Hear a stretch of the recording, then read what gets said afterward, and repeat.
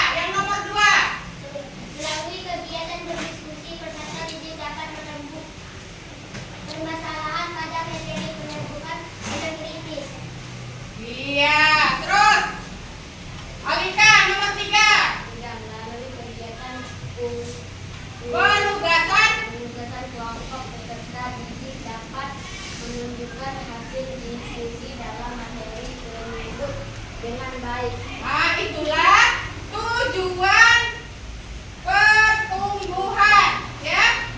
Terus konsepnya apa saja? Konsepnya pertama tumbuhan, terus tumbuhan melalui proses penyerbukan. Sudah itu. Iya, pertama-tama tumbuhan, konsepnya tumbuhan, terus tumbuhan melalui proses penyerbukan, terus sudah proses penyerbukan melalui bunga sempurna dan bunga tak sempurna. Itulah yang dinamakan konsep pertumbuhan. Terus tujuannya apa saja? Tujuannya ini yang pertama semuanya. Mari kita mempermudah bagian proses fotosintesis. Dua. Iya, itulah petunjuknya sebelum pelajaran kita mulai. Ini materinya.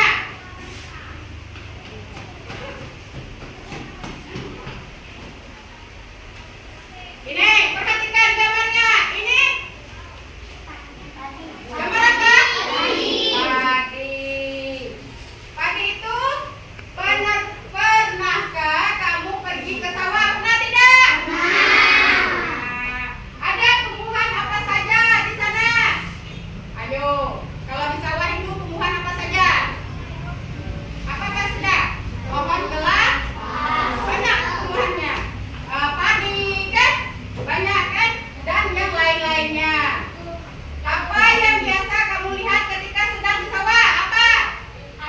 Padi. Sudah itu banyak banyak buahnya, burungnya kan? Terus ini prosesnya. Tolong dibaca Nur Faira. Proses penyerbukannya bagaimana? Atau bisa juga disebut sebagai polinasi, yaitu istilah yang berasal dari bahasa Inggris pollination, cf. pollen, yang artinya serbuk sari. Proses ini merupakan proses jatuhnya serbuk sari di permukaan putih di berbagai macam bunga. Proses ini sering jatuh pada bagian Kepala putih. Proses penyerbukan dapat terjadi dengan banyak hal, bisa secara alami maupun dengan bantuan. Berikut akan dijelaskan mengenai bagian-bagiannya, bagian-bagian bunga dan apa kaitannya dengan proses penyerbukannya. Ini bagiannya, bagian bunganya, ya, bagian bunganya. Tolong dibaca. Siapa ya? Musdalifah. Ini bagian bunganya, benang sari, dari mulai benang sari. dan putih adalah alam perkembangan biak tumbuhan. Benang sari dan putih biasanya terletak dalam satu bunga. Yang sama ini dinamakan bunga sempurna. Namun ada juga bunga yang memiliki benang sari dan putih. berpisah, Dalam bunga yang berbeda. berbeda ini disebut Bunga tidak sempurna. Nah, Ibu jelaskan. Bunga sempurna. Bunga sempurna itu apa dulu? Mahkota. Terus mahkota itu bagian bunga yang berwarna menarik, serangga atau indah. Nah, kalau bunganya indah pasti serangganya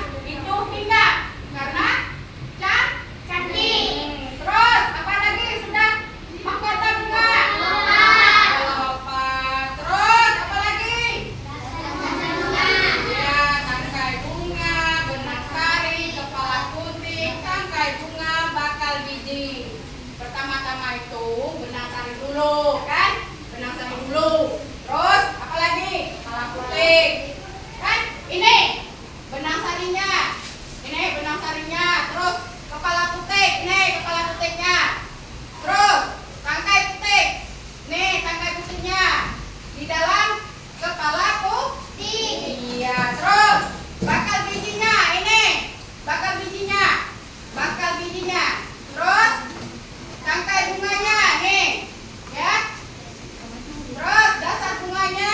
Kelopak bunganya. Mahkota bunganya. Ngerti tidak? Ngerti. Oke, kita lanjut.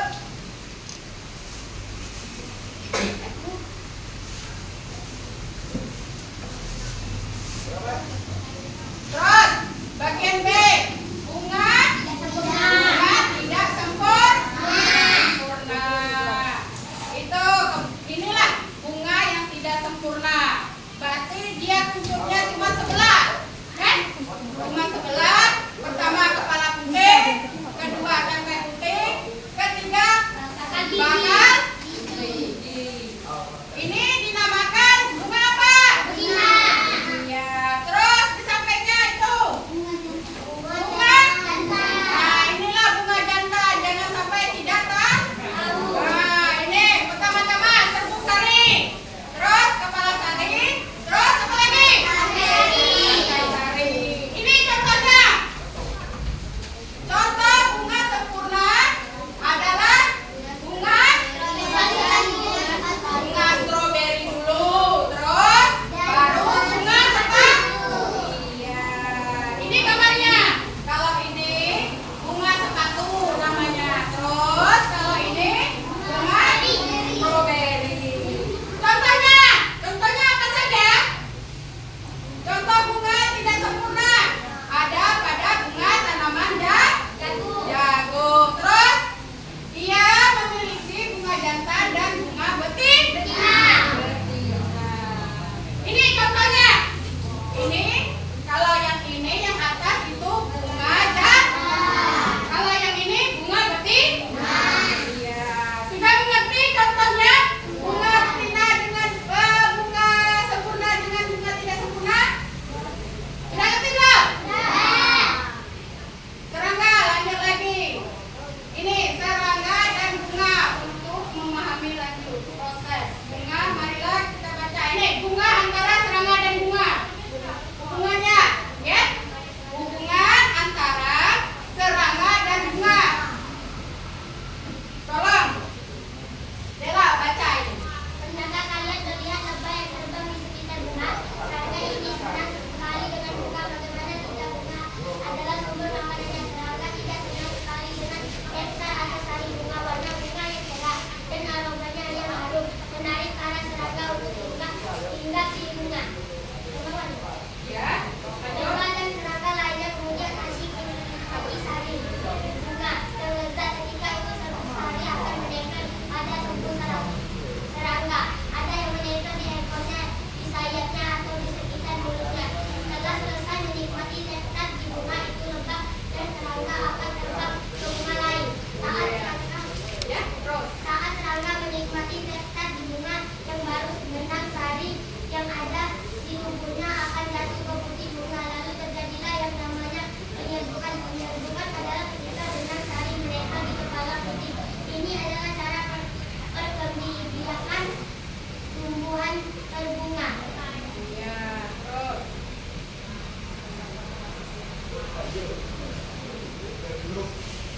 Tuh, Leo, baca Leo. Lanjut. Apa yang terjadi? Apa yang terjadi setelah proses penyerbukan? Dalam butik akan tumbuh yang namanya biji-biji. Inilah yang nanti bisa dipakai tanaman untuk memperbanyak bibitnya. Walaupun tanaman tidak memiliki kaki untuk berpindah tempat, namun ada serangga dan hewan-hewan yang membantu tumbuhan berkembang biak. Nah, ini contohnya. Proses penyerbukan antara serangga dengan apa, Dela? Proses antara serangga penyerbukannya, proses penyerbukannya serangga dengan bunga. Iya. Terus lanjut lagi. Nah, sudah mengerti ini? Sudah, Bu. Sudah. Sekarang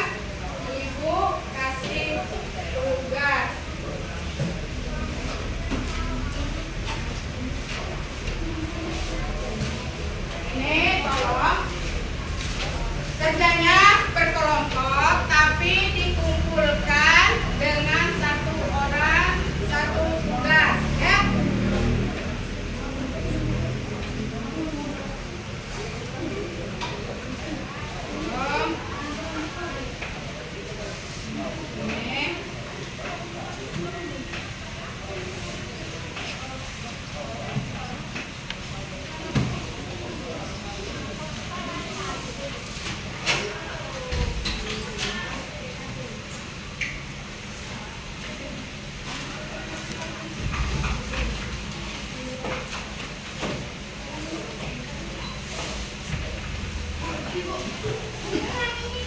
Ini.